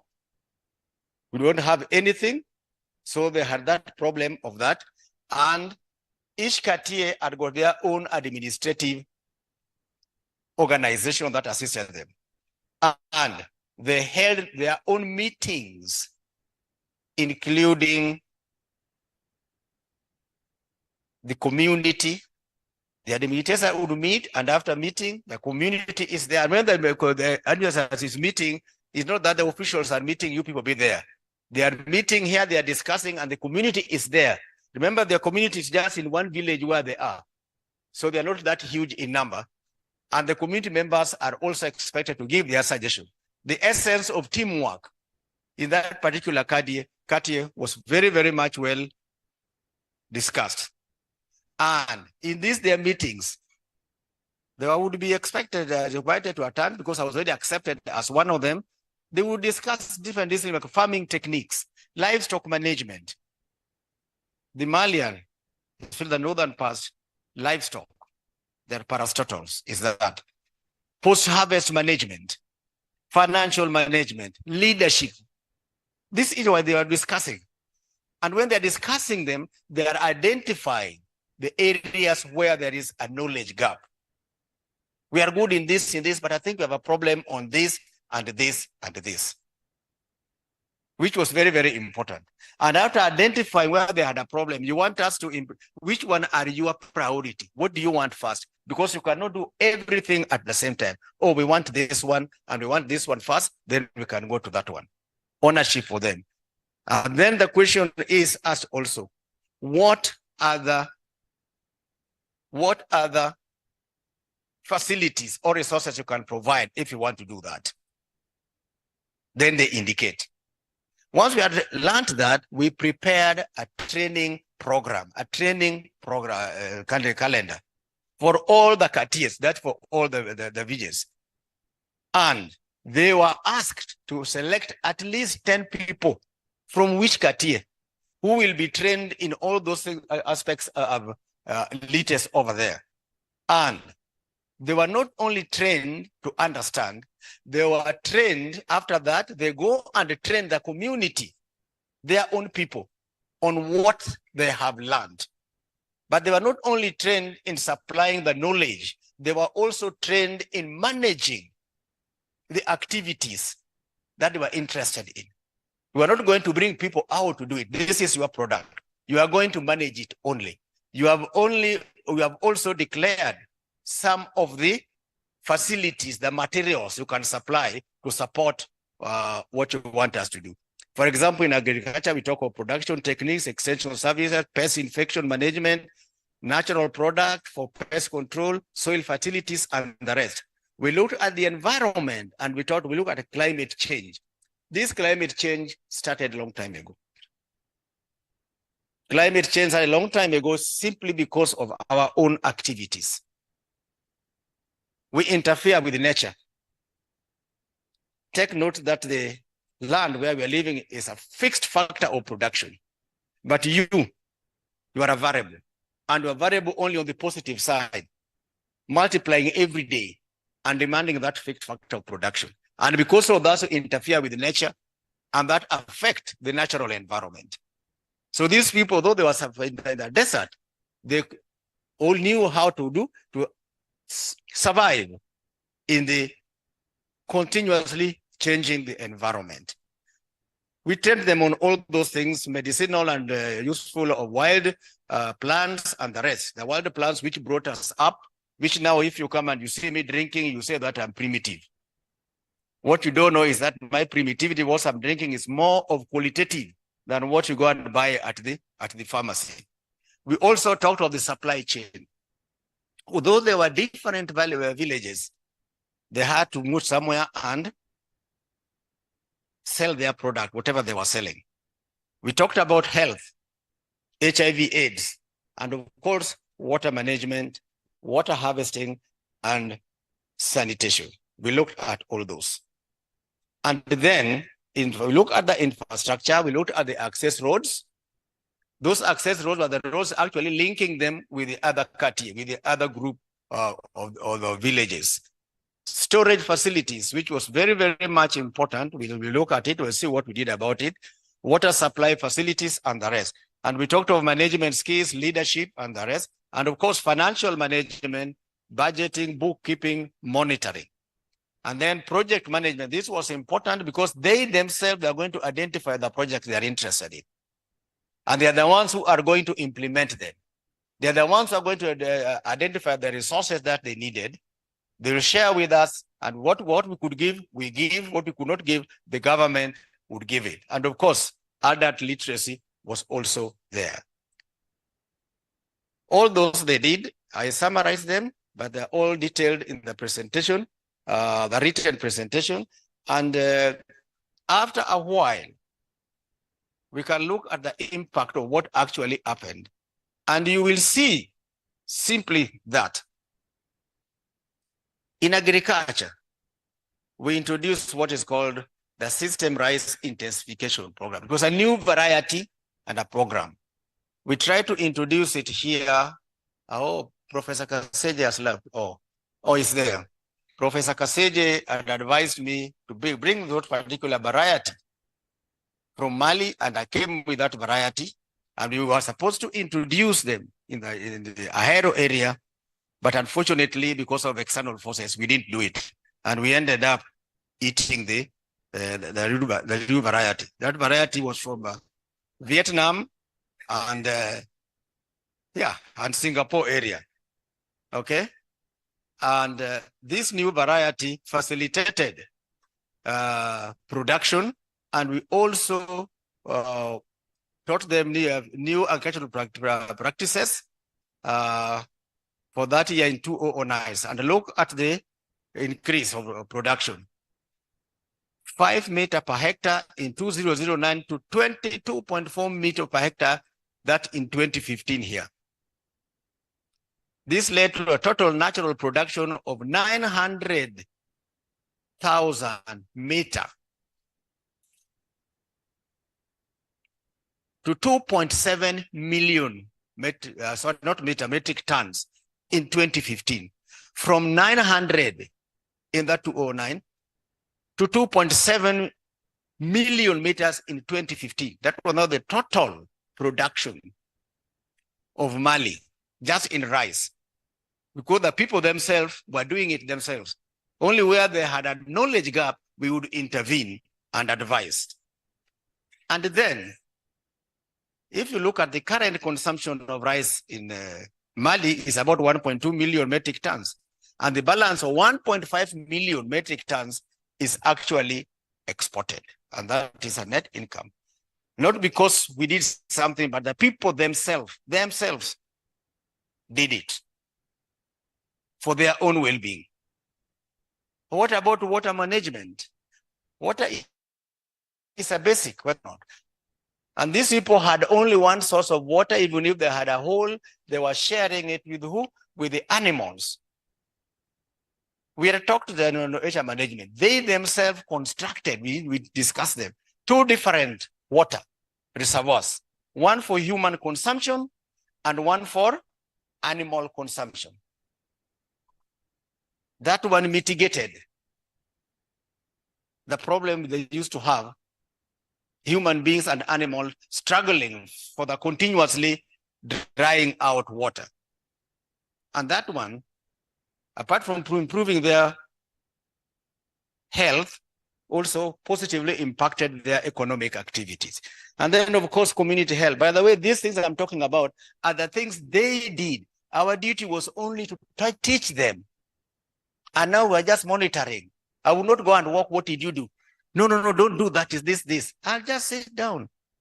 They consult themselves, those people who taught them. And if there's a gap, then they can come and ask that you have this problem. That is when I walk in. Otherwise, no. Community health. We trained them in all kinds of things. Communicable and non-communicable. Well-being public health services. And the public health activity evidence improved by evidenced by 58% decline. 58% decline in attendance to health facilities during the 2009 to 2015. Those who used to go, because they were now having a more healthy environment, those both non-communicable or communicable diseases which could have come up were reduced. And there was almost 60%, about 59% of the decline in the attendance to that. And of course, food security, you have talked of the irrigated agriculture, which we did. And what the important we did, we advised them was the construction, and this was very, very much important. Construction of compliant cereal storage facilities for community harvest. Whenever they harvest, they had a problem of where to store their food. And some would end up getting spoiled. And you can see, look at the rice, how the production was increasing. Where were they going to store it? We assisted them to create a huge storage facilities. And the way it was being managed was interesting. After the harvesting, you look at the amount that you, according to your experience, how much you are going to consume. The balance you take to the storage facilities. We value that one in the storage facility at the market value at that time. And we give you that money as a loan to help you meeting the nitty-gritty of your life, plus the food you have. There is what they call the hungry season. That is when the period of the harvest, people are eating has gone up, they're going back to importing. Then you release your product from the store facilities. You are going to sell it now at a more competitive price. You get more money. You pay us back the money that we had lent you on the materials you stored in the store. You get it back to the administration. The balance you have to invest and start your own small business, because we also taught them the entrepreneurship element, and the growth continued coming up. Okay, and this was also good for the customers because the food was now available and for them at a more competitive price, which they could enjoy throughout. And that one increased to a healthy state. And that is why I've talked of healthy life here. The community themselves, this is interesting. They are the ones, you see, knowledge is powerful. And having confidence in you that you are appreciated as somebody is powerful. They themselves now, they didn't want the government to come and construct health facilities for them. They constructed their own health facilities. They constructed their own schools, primary schools. They also created adult literacy zones and simply asked the government to provide the staff, experts to come and do the health, come and teach. They did that themselves. Nobody did it for them. And because of that, look at it. In 2009, about 70% of the population were living below poverty line. But in 2014, that had gone down to 43%. Per capita rose from 416, 209 as indicated, to $20.09. And the HIV prevalence dropped from that 38% in 2004 to 3.1%, 2015. And right now, minus 1.9% also. And literacy rose from 10% in 2009 to 46.4% in 2017. In other words, there was a general improvement in the livelihood of the people of Timbuktu. And all these things were extrapolated into the nation. And in fact, in 2010, I was asked to be a member of the Malian Food Security Board and assist them on how this thing can be expounded back in Malawi, in Mali rather. And I participated in that board, although I was not there. So why will this be amazing impact? By the way, most of this information you can go and even Google and will go and ask for the Africa. You will find out all this information over there. Why this? Simply because of ownership. The community owned it in everything. They were there. They knew what their needs are there. they prioritized the needs that they could do and suggested the way forward. Way forward, including legal, arranging them, prioritizing them, which one first, which one next, and what are we going to provide?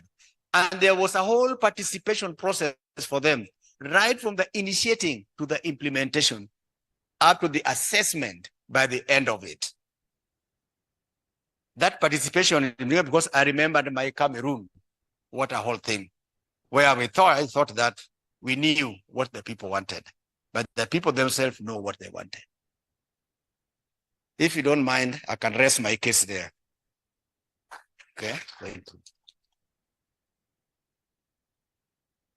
Thank you very much, Prof. Maybe we can take a few questions, one or two. Yes, behind there you can give out a mic.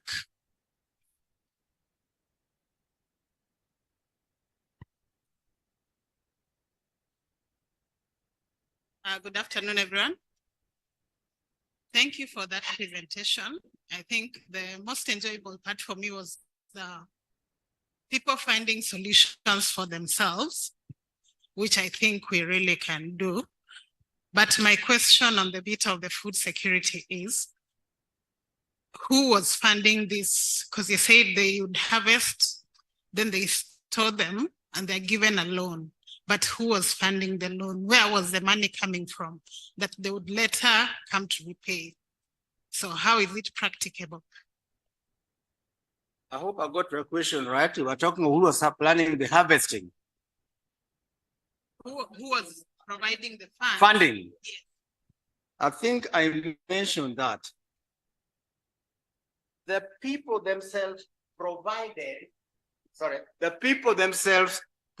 the little resources that they had, which had a great impact, because that alone created an environment of ownership. Now, whatever else they could not provide, remember I said this was provided by the USAID, supported by USAID, which had put about $55 million for the country for that development. So then whatever was a gap, the government would provide, and if the government could not provide that, we provided the money from the budget provided by made available by the USAID. Okay? So there was no funding gap. The money. Now, good question. The money we managed. Remember when we were talking about the training areas that we did, there was also finance management, which we trained their own people. And whatever money was needed, we would take and give their own administrators to manage. But of course, we would be monitoring. And of course, there was that idea of trust, that you had trust them that they could do anything. They went one step further to demonstrate that they were actually trusted people, that they're doing the right thing as required. That we came just to work with them. So actually, when it comes to the financial management and the activity, let's take, for example, the grain storage facilities, we give them money after estimating. And of course, there is always monitoring and finding out how they were doing it, how the funds were being utilized, whether there were transparency and accountability. That is what we did. Yeah. Thank you. We can have this last one from here. Thank you, Professor, for your presentation. It is a presentation that made me feel very good, because I do believe that that is the way to go. Because wherever, if you go and talk to people, sometimes we imagine that they don't know what they need, but they know. And we have always had a way of saying that we are taking development to them. I'm impressed during your time in West Africa. And you were mentioning when you came and tried something in Ahero, and failed.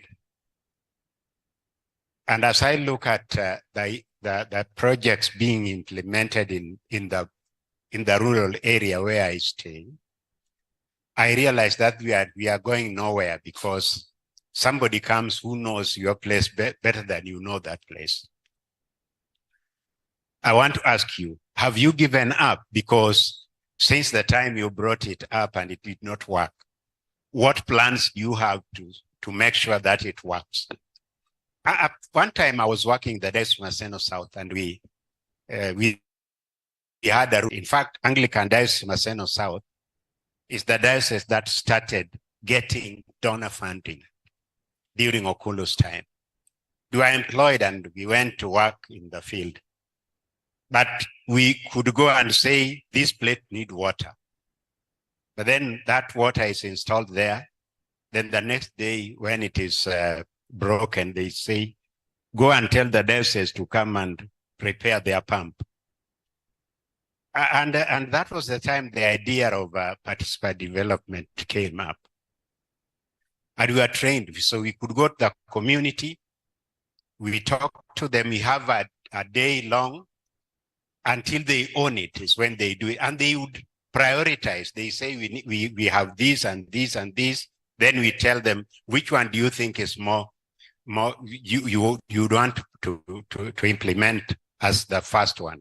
Which one is more of your need from what you have listed? They would say this. Then you ask them to tell you how they want to do it. When they say the diocese to bring it for us, then you make them own it first before it is done. But I don't know how we have forgotten, because I'm seeing nowadays we've gone back to what we used to do when they used to say this is a diocesan thing. So to report to them that their borehole is broken so that they can come and repair. I don't know. What my question was, have you given up or you are still trying?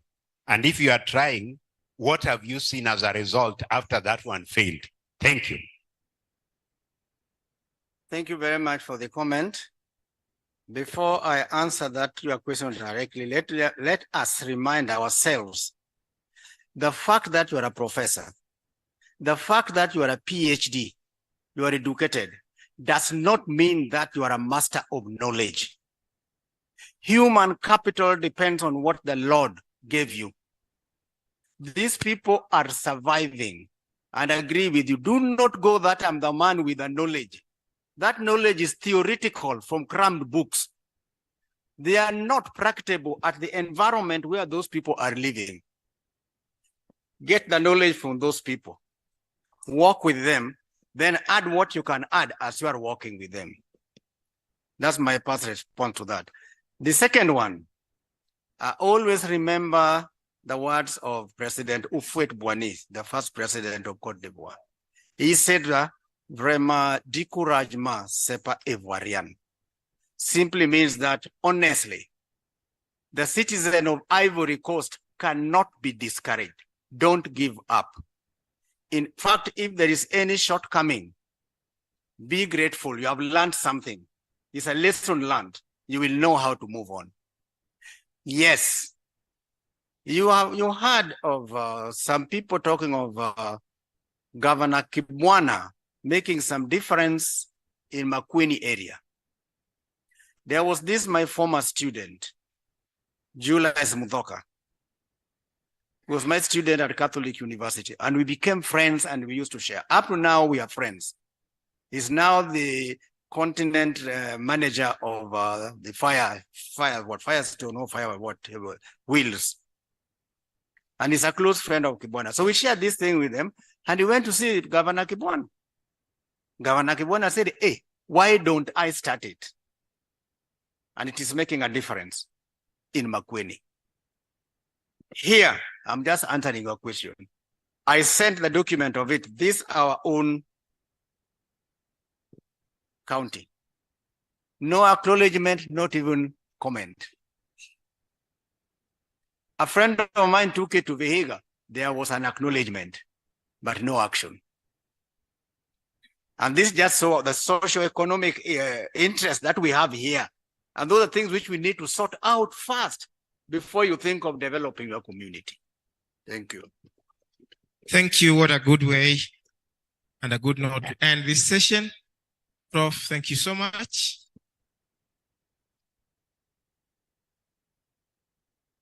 Ladies and gentlemen, I think,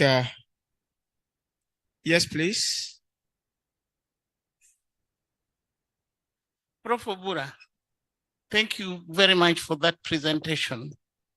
But I want to remind myself and those that we have worked with in the journey of development that we have tried a number of models, not only in Kenya, but throughout the Eastern and Southern Africa.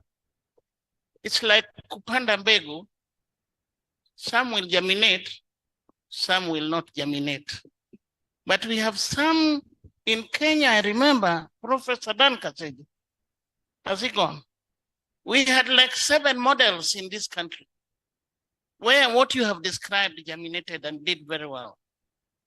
But I think what spoils some of the good things that we have planted is the donor conditionalities. Where there's very little money, a lot of things work. When USAID comes with a lot of money and Baba, and they give you 3 years to finish, you are in a hurry and you are not even preparing the ground well. By the time you tell community health workers to come and you train them haphazardly, by the time the money finishes, that's the end of that project.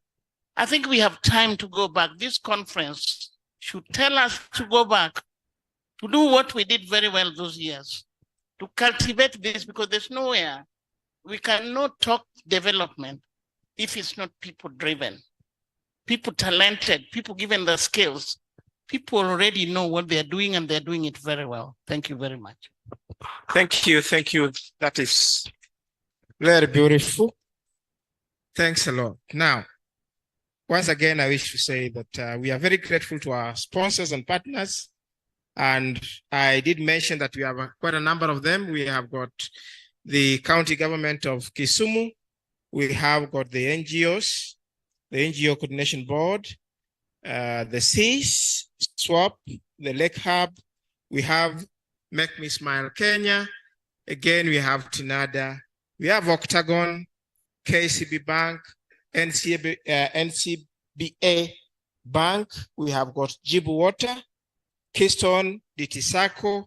We have got the STADA, Kefiado, World Bicycle Relief. Vibri is also partnering with us. We have got the Kenya Red Cross. And on top of that, I also did mention that we have got the Africa Association of Universities, AUTV, which is actually streaming this conference live across West Africa and the rest of the continent. And we cannot just wish it away. We are very grateful. So thank you very much to our sponsors and the partners. Now we have got very limited time. We have very short time for lunch. And so I would request us to just take under 30 minutes. Let's give it a try and see if we can manage it so that we get back here as soon as possible to finish up the program that we have ahead of us. We have got plenary session, and then after that, we'll have the conclusion and we'll have the transactions or a summary of what has transpired here and the way forward. So thank you so much. May we be upstanding and pray for lunch. Hello, can I be heard? Lord, our Heavenly Father, we thank you for the sessions that are past. We thank you, King of Glory, for the provision of lunch. We pray that, Lord, as we proceed to partake of it, you may bless it and sanctify it. May it give us energy to continue unto your service. In Jesus' name I pray.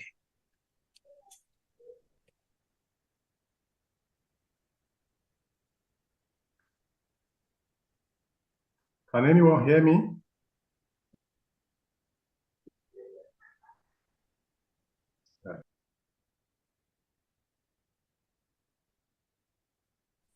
Hello? Hello? Hello? Can anyone hear me?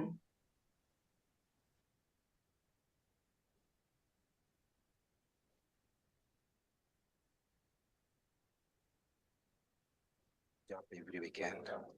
The routers are mounted to different places, thus covering a wide range for youths to access the internet, and already the project has yielded positive impact to the users. Do come here to check on some few stuffs on social media, because as a comrade, getting money every time to buy bundles is a bit complicated at some point. So I do come here with some of my friends. We check some few things on school life. We know notes we get from social media there. We also check on our friends. We log in on our account on WhatsApp. We check some notes presented there by